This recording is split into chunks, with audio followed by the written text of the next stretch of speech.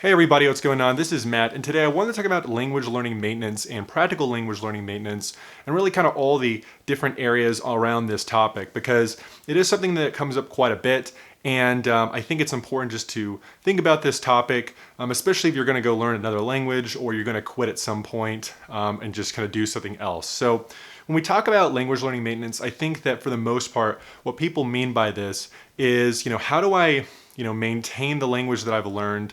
How do I make sure it doesn't go away? I lose everything when I pick up a new language to learn, or when I kind of am happy with my skill level and I just go away from it, right? So how do I maintain that? What's the best way? And I think an important idea to talk about around this subject is just kind of realize, how life is, because life is in a constant cycle of life and death, rebirth, decay, birth, and really nothing in the universe is doesn't apply to this principle, right? There's stars that are born and they're destroyed. We're constantly getting older. New people are born. People die, and this really is applying to all of our skills as well, right? We're getting better at things, we're getting worse at things, right? Maybe there's some universal mathematical concepts that are constants, but generally speaking, everything is in a state of change. There is no kind of constant. It is decaying, it is growing, it is being born, things like that. And I think it's important to accept that idea with language learning that, if you don't use the language, it is going to decay like any other skill. And I think there's this very strong resistance against this idea and an acceptance of this idea. And the thing about it is that you probably accept this idea in other areas of your life, right? There's probably something that you have worked on and put a lot of time and energy in, and you don't really do it as much anymore, and it's decaying, but you're okay with that, right? So why would it be any different with language learning, right? There's like kind of a resistance to this because, there's the idea that, hey, I put in all this time, this energy, this emotional investment into this, I don't want it to go away. But you have to realize there's always going to be this element of decay. But it's not the end of the world. You can pick up the language again. You can get back into things very quickly, right? Let's say you're a programmer, you're programming in 3 languages, and then in 2 of the languages, you haven't touched them in 2 or 3 years. Well, when you get back to it, it's going to be rusty, but you can get back to where you were, right? If we think about fitness, if you don't run, if you don't work out, you're going to slowly become less strong. Your stamina is going to decrease.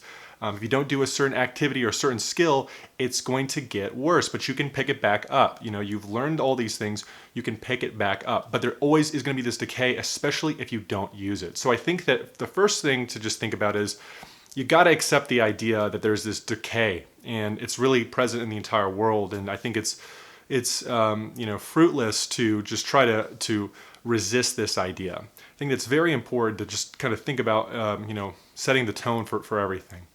And I think the second thing is that, there are going to be situations where, obviously, like let's say that you live in Spain, right? Your life is centered around, or let's say not centered around, but you're using Spanish and English maybe on a regular basis if you're a native English speaker, right? You're constantly using Spanish because that is the environment you live in. But let's say you leave Spain, you go back to United States or wherever you're from, and you're not really using Spanish as much, and maybe it's decaying because it's not part of your daily life, right? So there are these circumstances where maintenance isn't necessarily happening, it's just something that you do, right? Think of a skill that you use, in your job or work, right? You constantly use it, right? Well, there's no maintaining going on, you're just using that skill actively. So if you live in Spain, right, maybe you're just using Spanish, there's no maintenance per se going on.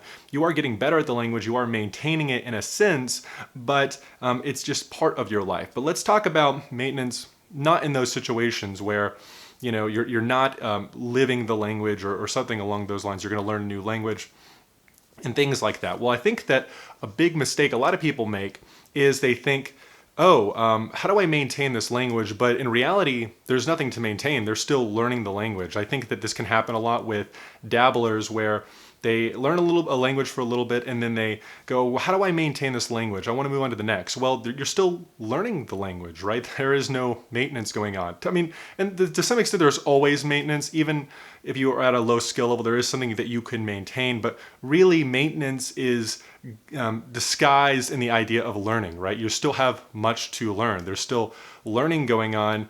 And so I think it's important to kind of realize that when I think about maintenance, it's a lot more at a higher level than like the elementary level where you're still learning the language, right?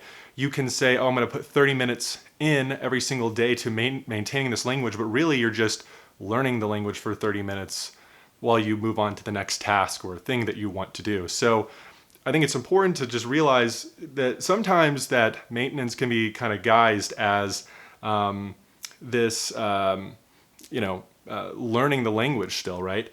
And so this, I think, brings me to like kind of my final point on maintenance, which is basically, probably the best way to actually be in a phase of maintenance is to actually reach a high skill level in a language. So, when you're at a high skill level, you can do a lot of different things.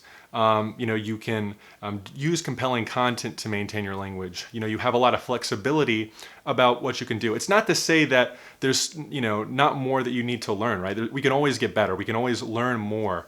But when you're maintaining, in a sense, you're learning the language still. But I do think that when you have a higher skill level, you can do things which don't really act as stunning anymore, and it's just kind of living your life with that language, and it's a form of maintenance. So for example, if you have a high skill level in a language, you can read the news in the language that you have learned, right? So let's say you know Spanish, you can read the news in Spanish, and maybe you don't need to read the news in Spanish every single day, but you have the optionality. And if you want to see what's going on in Spain, you can read the news in Spanish because you have that ability. Let's say that you want to watch a series on Netflix and it's in Spanish. Well, it's not a problem. You are maintaining the language because you have the ability to do that. Maybe you can play some of your video games in the language that you've learned because you're at that very high skill level, or you want to read a book in Spanish.